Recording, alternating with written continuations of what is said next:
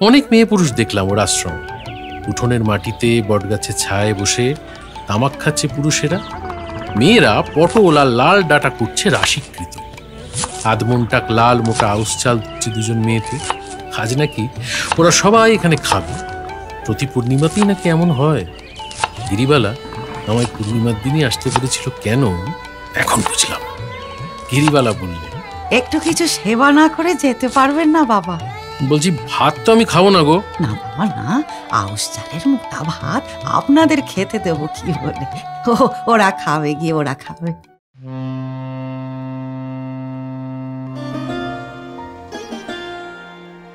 মনের বন্দরে দাঁড়িয়ে নোয়ার গল্প জাহাজ এখন শুধু গল্পের সাগরে পাড়ি দেওয়ার অপেক্ষা। এই ছাড়লো গল্প জাহাজ। উঠে পড়ুন শিগগিরই। রকমারি গল্পের 7 সমুদ্র পেরিয়ে চলুন আমরা যাই অনন্য এক আনন্দ সাগরে। নোয়ার গল্প জাহাজ। শুনবেন বিভূতিভূষণ বন্দ্যোপাধ্যায়ের গল্প গিরিবালা। দ্বৈত পাঠে অম্বরীশ ভট্টাচার্য ও রাজন্যা মিত্র। দেশের বাড়িতে অনেকদিন ছিলাম না। গ্রামের অন্য পাড়ার লোকেদের ভালোভাবে চিনি নে বা জানি না। সেবার মাঘ মাসের দিন বাজার থেকে ফিরছি, এমন সময় একটা সাদা থান পরা বিধবা স্ত্রীলোক বিনীত সুরে বললে, একটু দাঁড়ান বাবা। পরে সে সাষ্টাঙ্গে আমাকে প্রণামও করলে। এরকম ভাবে প্রণাম পেতে আমি মোটেই অভ্যস্ত না। সংকুচিতভাবে বললাম, আহা এসো মা এসো, কল্যাণ হোক কল্যাণ হোক। ওবেলা কি বাড়ি থাকবেন? হ্যাঁ থাকবো, কেন বলো তো? হ্যাঁ, আমি একবার যাব আপনার কাছে। বেশ। মনে মনে ভাবতে ভাবতে এলাম, মেয়েটিকে আমি আগে কোনোদিন কোথাও দেখেছি বলে তো মনে পড়ছে না। না, অনেকদিন আগে যেন কোথাও একটা দেখেছি। তখন ওর এরকম বিধবার বেশ ছিল না। তাছাড়া এখন ওর বয়সও হয়েছে।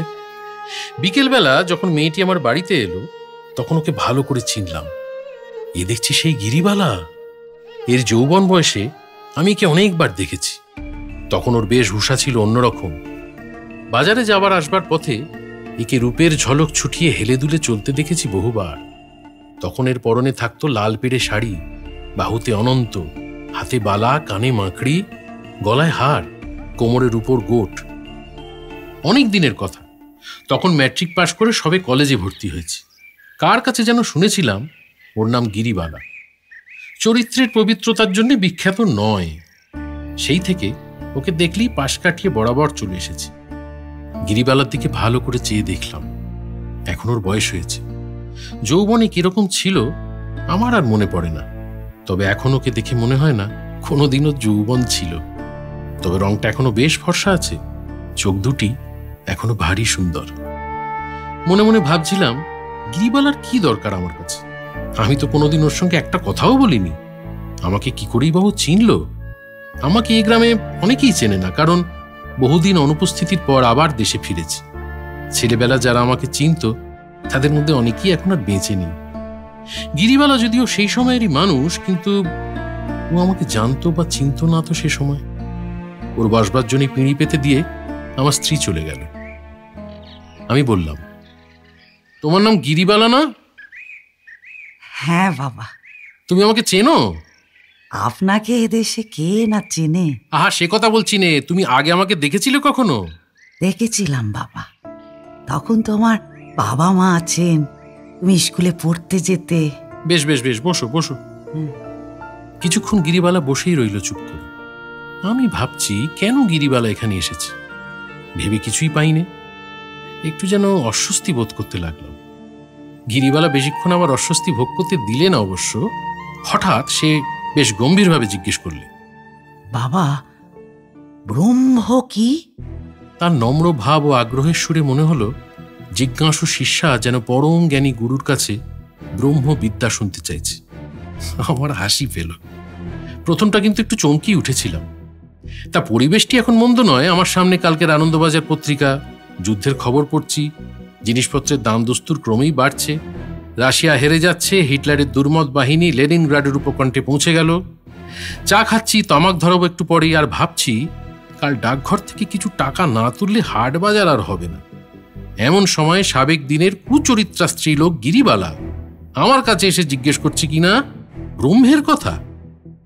আরে বাবা, বাপু জিজ্ঞেস কর দেশের খবর, আজকালকার খবর। যেমন গদাই পাড়ু আমাকে মাছ দিতে এসে জিজ্ঞেস করে, দাদা ঠাকুর যুদ্ধের খবরটা কি? মনে মনে চটে যাই, মনে মনে বলি সে খবরে তোর কি দরকার? জার্মানি কোথায়, হিটলার কে, জানিস এসব? ইউরোপের ইতিহাস পড়েছিস? তবে যুদ্ধের খবরে তোর কি লাভ রে বাপ, কি বুঝবি তুই?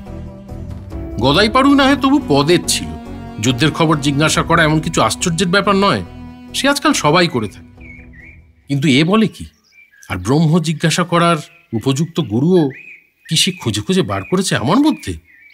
প্রশ্নটা চাপা দেবার জন্য বললাম, থাকো কোথায়? গিরিবালা বৈষ্ণবোচিত দীনতার সঙ্গে বললে, বাবা, আজকাল আশ্রম করেছি ওই বাজারের পেছনে।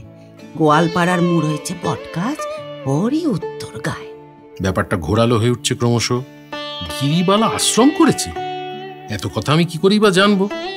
না জানি ভালো করে ওর পূর্ব ইতিহাস, না জানি ওর বর্তমান জীবনের কোনো খবর। কথাবার্তা চালু রাখবার জন্য বললাম, বটে, বেশ বেশ, একদিন তোমার আশ্রমে যাবো খন। গিরিবালা হাত জোর করে বললে, সে সৌভাগ্যে কি আমার হবে বাবা? আরে না না, সে কি কথা?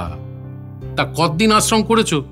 তা বাবা, ওই বৃন্দাবন থেকে যে বছর ফিরলাম সে বছরই। শ্রাবণ মাসে বৃন্দাবন থেকে ফিরলাম, কার্তিক মাসে আশ্রম প্রতিষ্ঠা করলাম।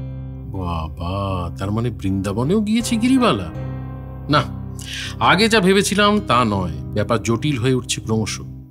বললাম, তুমি বৃন্দাবনেও গিয়েছিলে? পাপ মুখে আর কি করে বলি। তার কোথায় কোথায় গিয়েছো? কোথাও আর যাওয়ার দরকার হয়নি, ওইখানেই তিনি আমায় কৃপা করেছেন। আর অনর্থক তীর্থে তীর্থে বেরিয়ে কি করব বাবা? যা কাজ তা তো হয়েই গেল। তিনি আমায় দয়া করে সব সব দিয়েছে। তিনি মানে ভগবান? না, এ দেখছি খুবই জটিল ব্যাপার, থই পাওয়া যাচ্ছে না। গিরিবালা প্রবর্তকের থাকেও নেই, একেবারে কৃপা সিন্ধু। এর সঙ্গে কথা বলতে সাহস হয় কই? তবু বললাম, ও, আমায় তিনি বললেন, আমাকে তোর পুজো করতে হবে না, তুই যে আমার মা, আমি তোর ছেলে। বটে, আমার চোখ কপালে উঠবার উপক্রম হয়েছে। আর না, এবারে কে তাড়াতে হবে, আর কোনো কথা চলবে না। বললাম, আচ্ছা গিরিবালা, আরেকদিন শুনবো এখন তোমার গল্প। হ্যাঁ, একটু ব্যস্ত আছি আজ। কিন্তু গিরিবালাকে অত সহজে ফাঁকি দেওয়া চলে না। সে আবার হাত জোর করে বললে, আমার কথাটা কি? ব্রহ্ম কি? আরে বাবা, ওসব কথার জবাব আমি দিতে পারবো না। তুমি ওপাড়ার ওই গোসাই ঠাকুরের কাছে যাও বড়। না বাবা ঠাকুর, আপনি বলুন। তুমি ভুল করছো গিরিবালা, আমি বইয়ের ব্যবসা করে খাই, ব্রহ্মটম্যের খবর আমি রাখি নে। আচ্ছা বাবা ঠাকুর, আমি আর একদিন আসবো। আজ ফাঁকি দিলেন, কিন্তু সেদিন ফাঁকি দেবেন না যেন। আমাকে আবার সাষ্টাঙ্গে প্রণাম করে গিরিবালা বিদায় নিল। গিরিবালা চলে যাবার পর আমার স্ত্রী জিজ্ঞেস করলেন, ও কে গো? ওর নাম গিরিবালা, এইটুকু জানি। আর জানি যে ওকে নাকি তিনি কৃপা করেছে। তিনি কি? তিনিকে চিনলে না? আরে তিনি মানে তিনি গো, ভগবান, গড, শ্রীকৃষ্ণ, ব্রহ্ম। ঢং বলে স্ত্রী বাড়ির মধ্যে চলে গেল। আমি সন্ধেবেলায় গ্রামের ফটিক চক্রবর্তীর কাছে একবার গেলাম। ফটিক চক্রবর্তীর এখন বয়স হয়েছে।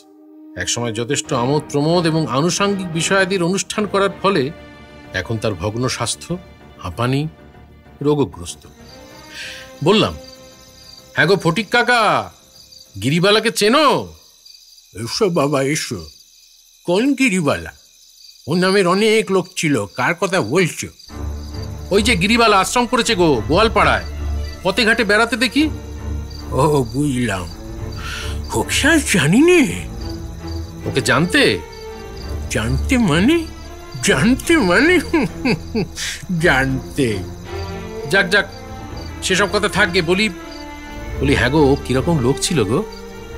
তা ভালো লোক ছিল, অনেক ফুর্তি করেছি ওর সঙ্গে।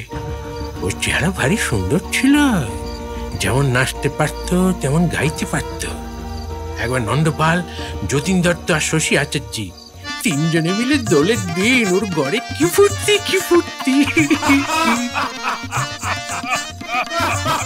মদ খেয়ে এসে ঘুরে ঘুরে কি নাচ, কালা পেরে শাড়ি পরে ঘুঙুর পায়। তারপরে গিরিবালা মদ খেত? ফটিক চক্রবর্তী হতাশ হয়ে হাল ছেড়ে দেওয়ার ভঙ্গি করে বললেন, না বাবু, তোমায় দিয়ে আর কাজ চললো না দেখছি। গিরিবালা মদ খেত মানে? গিরিবালা মদ খেত মানে কি? গিরিবালা মদের পিপে জন্ম দিয়েছে বলো? তুমি বাবাজি এসব বোঝোটা কি? হ্যাঁ, কেন কেন গিরিবালার খবর নিচ্ছ কেন বলো তো? ব্যাপারখানে কি? এই জন্য নিচ্ছি যে সে কাল আমার বাড়িতে এসেছিল। তোমার কাছে? তোমার বাড়িতে গিরিবালা এসেছিল? কেন কেন তোমার কাছে? তার এখন আর তোমার কাছে বাবাজি মানে এখন তার বয়স কত গো? না কাকা, আপনাকে নিয়ে তার পারা গেল না। এখন সে আর সেই গিরিবালা নেই কাকা। সে এসেছিল আমার কাছে ব্রহ্মের কথা জানতে। কার কথা জানতে? ব্রহ্মের কথা। সে কে? ব্রহ্ম মানে ভগবান, মানে থাক থাক থাক, বুঝেছি বাবাজি। আবার তোমার সামনে বেফাস কথা বলে ফেলবো? আহা কাকা, আপনি জানেন না, সে এখন আশ্রম করেছে। তিনি তাকে কৃপা করেছেন, তিনি তাকে মা বলে ডেকেছেন। চক্রবর্তী বিস্ময়ের সুরে বললেন, তিনি কে? এই দেখুন, আবার আপনাকেও তিনি মানে যাকে যাকে ছাড়ুন। আমি এখন যাই, আপনার মেজাজ এখন ভালো নেই দেখছি। ভালো কি করে হবে বাবাজি? যে কথা তুমি শোনালে তাতে মেজাজ ভালো রাখবার উপায় কি বলো? গিরিবালা নাকি আশ্রম করেছে? গিরিবালা নাকি? আচ্ছা আচ্ছা, তাহলে আমি এখন আসি ফটিক কাকা, আমার একটু কাজ আছে। শশী আচার্যের নাম পেলাম ফটিক কাকারই মুখে। শশী স্থানীয় কালী মন্দিরে পূজারী। এখন বয়স হয়েছে, চোখে ভালো দেখতে পান না। তাঁকে গিরিবালার নাম করতে তিনি বললেন, গিরিবালা ডাক সাইটে ছিল, সেসব কথা তোমার কাছে বলবো না বাবা। হ্যাঁ জানি জানি, সে আশ্রম করেছে, সন্ন্যাসিনী হয়েছে, ওই যে বলে না বৃদ্ধা বেশ্যা তপস্বিনী, তাই। গিরিবালার পূর্ব ইতিহাস ভালোভাবেই জানা হয়। সুতরাং সে যখন পুনরায় আমার বাড়ি সেদিন এলো, তখন আমি বেশ কৌতূহলের দৃষ্টি নিয়েই ওকে দেখলাম। বৈকালবেলা আমি চা খেয়ে একটু বেড়াতে যাব ভাবছিলাম। গিরিবালা বললে, বাবা একটু পড়ে আমায় শোনাবেন? এই একখানা বই এনেছি। কই, কি বই দেখি? আপনার বাড়িতেই বইখানা থাক, মাঝে মাঝে এসে শুনে যাব। বড় ভালো বই বাবা, আমি তো অত লেখাপড়া জানি নে। বইখানা উল্টে পাল্টে দেখলাম। বইখানা অত্যন্ত পুরনো। নাম সাধন তত্ত্ব ও জীব মুক্তি। লেখকের নাম শ্রীমৎ ওঙ্কারানন্দ সরস্বতী। প্রাপ্তিস্থান সাধন আশ্রম, গ্রাম সারাড়িতলা, জেলা পুরুলিয়া, মানভূম। এইসব ধরনের বইয়ের ওপর আমার কোনো কালই শ্রদ্ধা নেই। তবুও গিরিবালার মনোতুষ্টির জন্য পাতার পর পাতা অত্যন্ত কঠিন সেকেলে বাংলায় লেখা সেই তত্ত্ব আমাকে গড়গড় করে পড়ে যেত। গিরিবালা মাঝে মাঝে আমাকে প্রশ্ন করে, আচ্ছা বাবা, তাহলে ওই জীবাত্মার সঙ্গে পরমাত্মার সম্পর্কটা ঠিক কি বলছে? আমি আবার আগের পাতা থেকে পড়ে যাই, যা বুঝতে পারি ওকে সেটুকু বুঝিয়ে বলি। প্রত্যেক পাতা শেষ হওয়ার পর ভাবি, এইবার কি একটা ছুতো করে উঠে পড়া যায়। ঘণ্টাখানেক এইভাবেই কেটে যাওয়ার পরে গ্রামের দুজন লোক হঠাৎ এসে পড়াতে ধর্মালোচনার আসর ভেঙে গেল। গিরিবালা যাওয়ার সময় বইখানা আমার কাছে রেখে গেল। আবার একদিন যত শিগগির হয় ও নাকি আসবে সাধন তত্ত্ব শুনতে। এবার আমার স্ত্রী বললেন, ও তোমার কাছে রোজ রোজ আসে কেন? ও আপদকে রোজ রোজ আসতে দিও না কিন্তু। ওরে বাবা, তুমি জানো না, গিরিবালা আগে যেমনই থাক, এখন ওর পরিবর্তন এসেছে বলেই মনে হয়। তা হোক গে, ওসব লোক কখনো ভালো হয় না। দরকার কি ওর এখানে আসবে? এবার কিন্তু গিরিবালা যখন এলো, তখন সকলের আগে আমার স্ত্রীকে গিয়ে সাষ্টাঙ্গে প্রণিপাত করলে। অনেকক্ষণ ধরে কিসব যেন গল্প গুজব করলে। তারপর বাইরে এসে আমার সামনে বসলো। তাকে সাধন তত্ত্ব পড়ে শোনাতে হলো ঝাড়া 2 ঘন্টা। ইতিমধ্যে বাড়ির মধ্যে চা খেতে গেলে গৃহিণী বললেন, এই গিরিবালা কি চলে গেল? না, বাইরে বসে আছে, সাধন তত্ত্ব শুনবে। যাবার সময় যেন এবেলা এখানে খেয়ে যায়। বাবা, কেন হঠাৎ তার উপর এত প্রসন্ন? জানো না, সে এক গাদা ফুল বড়ি নিয়ে এসেছে, 3খানা আম সত্ত্ব আর অনেকখানি আমের আচার। আরে আমি বললাম আমি নেব না, এ তুমি নিয়ে যাও। সে আমার হাতে ধরে জোর করে দিয়ে বললে, এ নিতেই হবে, ব্রাহ্মণের সেবার জন্য এনেছি, ফিরিয়ে নিয়ে যাব কি বলে? ওকে এবেলা খাইয়ে দিতে হবে। বেশ, বলছি আমি। গিরিবালাকে গিয়ে সে খবর দিতে সে ভারী খুশি হল। এক গাল হেসে বললে, মায়ের হাতে রান্না প্রসাদ পাবো এ কি আমার কম ভাগ্যি? বৃন্দাবনে একবার। ভালো কথা, ভালো কথা। গিরিবালা, বৃন্দাবনে তোমার কি হয়েছিল সেদিন বলছিলে? গিরিবালার মুখে হঠাৎ যেন ভক্তি ও দীনতার ভাব ফুটে উঠল। হাত জোর করে বললে, ঠাকুর যদি কৃপা করেন তবে মরুভূমিতে ফুল ফোটাতে পারেন। নিশ্চয়ই। আমি তবে বলি শুনুন, আমি কত সামান্য মানুষ আপনি তা জানেন। বৃন্দাবনে গিয়ে গোপীনাথের ঘেরা বলে জায়গায় আমাদের গাঁয়ের রসিক পরামানিকের বাসায় উঠলাম। গঞ্জের রসিক পরামানিক সেখানে অনেক দিন থেকে কাপড়ের ব্যবসা করছে। জানেন তো, রসিকের দিদি বড় ভালো লোক। আমার তো বৃন্দাবনে গিয়ে কি রকম সব হয়ে গেল। 2-4 দিন মন্দির আর ঠাকুর দেখে দেখে বেড়াই, একদিন একেবারে অজ্ঞান। অজ্ঞান? বাবা ঠাকুর একেবারে ভাবের ঘোরে অজ্ঞান। বলো কি হে, ভাব সমাধি? যাই বলেন বাবা ঠাকুর, 10-12 দিন একেবারে দিন রাত জ্ঞান ছিল না আমার। নাওয়া খাওয়া করতে পারতাম না, না খেয়ে মরতে হতো যদি ওই রসিকের দিদি না থাকতো। কি সেবাটাই না করেছিল ওই 15-20 দিন আমার। সেই যে বললে 10-12 দিন। 10-12 দিন, 10-12 দিন তো একেবারে অজ্ঞান। তারপর জ্ঞান হলো বটে, কিন্তু ঘোর কাটে না, উঠতে পারিনি, হাঁটতে পারিনি। ফিটের ব্যায়ামও ছিল না তো আগে? না না না না বাবা ঠাকুর, শুনুন শুনুন বলি আশ্চর্য কাণ্ড। সেই অবস্থায় একদিন রসিকের দিদি সন্ধেবেলা আমাকে সঙ্গে করে ওই কাছে এক ঠাকুর বাড়িতে নিয়ে গিয়েছে। ফিরে আসছি, পায়ে কিসের একটা ঠক্কর লেগে হঠাৎ হোঁচট খেলাম। একটা ছোট্ট পাথর, মাটিতে অর্ধেক পোঁতা। মাটি একটুখানি খুঁড়ে হাতে তুলে দেখি, ও বাবা, পাথরের গোপাল মূর্তি। বাবা বাবা বলবো কি, আমার সারা গা যেন শিউরে উঠল।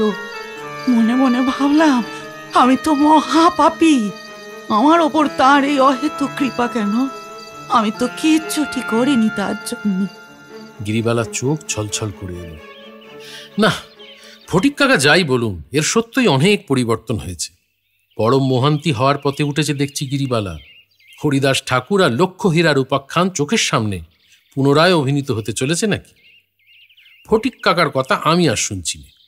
বললাম, তারপর? তারপর বাবা, সেই পাথরের বিগ্রহ আমার কাছে তো এসে ঠেলে উঠল, আঁকড়ে আমায় রইল কি বাবা, কোথাও সে যেতেই চায় না। আমারও বাবা সেই সেই যে বলেছে না চৈতন্য চরিতামৃতে, নিচের পালক ভাবে কৃষ্ণে পালা গায়, আমারও হলো তো। খাওয়া নাওয়া চুল হয়ে গেল। গোপাল আমার কি খাবে, গোপাল আমার কি নেবে, এখনো তাই। সেই গোপাল ঘাড়ে চেপে আছে, আর নামতে চায় না। এখানে আমার আশ্রমে তাকেই তো প্রতিষ্ঠা করেছি, তাকে নিয়েই আছি। বলো কি? কি বলবো বাবা, পুজো করতে দেয় না, বলে তুমি যে আমার মা, মা হয়ে ছেলেকে পুজো করতে আছে। হাত চেপে ধরে, স্বপ্ন দিয়েছিল রাত্রি ওর জন্য ভাত রাঁধতে হবে। আর কোনো দেব দেবী আমি জানি নে বাবা ঠাকুর, গোপালই আমার সব, গোপালই ব্রহ্মা বিষ্ণু মহেশ্বর, আর কিছু আমি মানি নে। গিরিবালা অবাকই করেছে আমার, হাসবো না কাঁদবো বুঝতে পারিনি। ও খেয়ে দিয়ে সেদিন চলে গেল। আমার স্ত্রী ওকে খুব যত্ন করেই খাওয়ালেন। যাওয়ার সময় ও বারবার বলে গেল, সামনের পূর্ণিমার দিন হ্যাঁ বাবা আমার আশ্রমে ঠিক যাবেন, হ্যাঁ দেবেন পায়ের ধুলো, বিকেলের দিকে যাবেন। গেলাম ওর আশ্রমে পূর্ণিমার দিন বিকেলে। ওদের গ্রামের গোয়ালপাড়ার পেছনে খামার কালনা বলে সেকালের গ্রাম। সে গ্রাম এখন জনশূন্য, বড় বড় ভিটে জঙ্গল হয়ে পড়ে আছে। দিনমনে বাঘ বেরোয় খামার কালনায়, বরাবর শুনে এসেছি। সেই খামার কালনায় নির্জন বনের প্রান্তে এক প্রাচীন বটতলায় 4খানা খড়ের খড়। বটের মোটা সরু ঝুড়ি নেমে এসেছে চালাঘরের মটকায়। সন্ধ্যামালতি ফুল ফুটেছে আশ্রমের আঙিনায়। বনে জঙ্গলে পাখির দল কিচিরমিচির করছে। ঘন বিকেলের ছায়া দেখে মনে হয় রোদ বুঝি এদিকে ত্রিসীমানায় কোনোদিন ছিলই না। অনেক মেয়ে পুরুষ দেখলাম ওর আশ্রমে। উঠোনের মাটিতে বটগাছের ছায়ায় বসে তামাক খাচ্ছে পুরুষেরা, মেয়েরা পটল আর লাল ডাটা কুটছে রাশিকৃতি, আধমনটাক লাল মোটা আউশ চাল দিচ্ছে দুজন মেয়েতে। আজ নাকি ওরা সবাই এখানে খাবে, প্রতি পূর্ণিমাতেই নাকি এমন হয়। গিরিবালা আমায় পূর্ণিমার দিনই আসতে বলেছিল কেন এখন বুঝলাম। সন্ধ্যের আগে খোল করতাল বাজিয়ে কীর্তন শুরু করলো পুরুষেরা।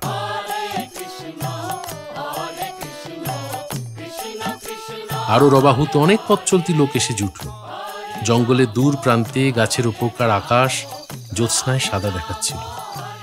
এরা সবাই আশেপাশের গ্রামের চাষি, গোপ, কাপালি প্রভৃতি শ্রেণীর নরনারী। সবাই মিলে বেশ আমোদ করছে দেখে আমার বেশ ভালো লাগে।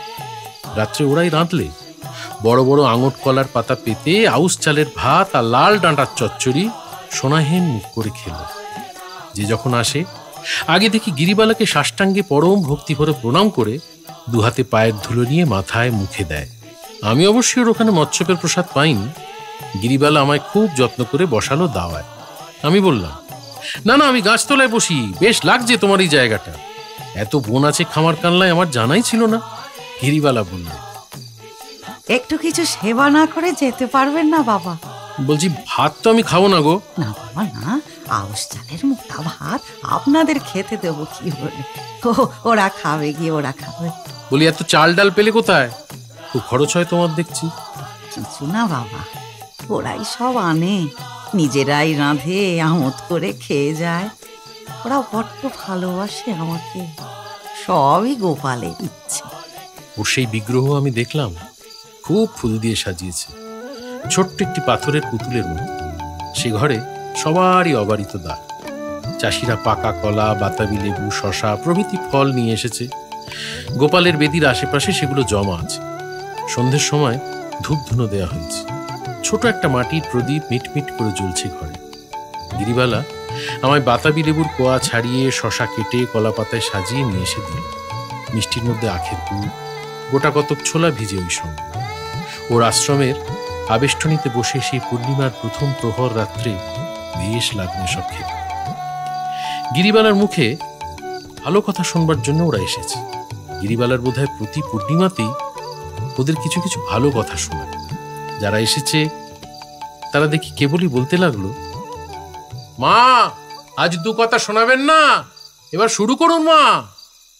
গিরিবালা সংকুচিত হতে লাগলো আমার সামনে। বাবা ঠাকুর, বাবা ঠাকুর, আপনি বরং কিছু বলুন ওদের।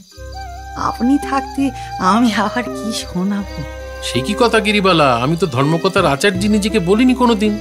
রাজনীতির কথা শুনতে চাও, শোনাতে পারি। উড়োজাহাজ কি করে হলো তার কথা বলতে পারি, কিন্তু তত্ত্ব কথা বাপরে। গিরিবালা সলজ্জ মুখে বলে, বাবার যেমন কথা, আমি বা কি কথা বলি? আমি বলি, তাঁর উপর ভক্তি রাখো, সব হবে। লোকে এসে বিরক্ত করে, আমার গরুর বাছুর হচ্ছে না, আমার স্ত্রীর সন্তান হচ্ছে না, বেগুনের ক্ষেত থেকে বেগুন সব চুরি যাচ্ছে, গায়ে গরুর ধসা, পশ্চিমের মড়ক লেগেছে, অমুকের পর সন্তান হয়ে বাঁচে না।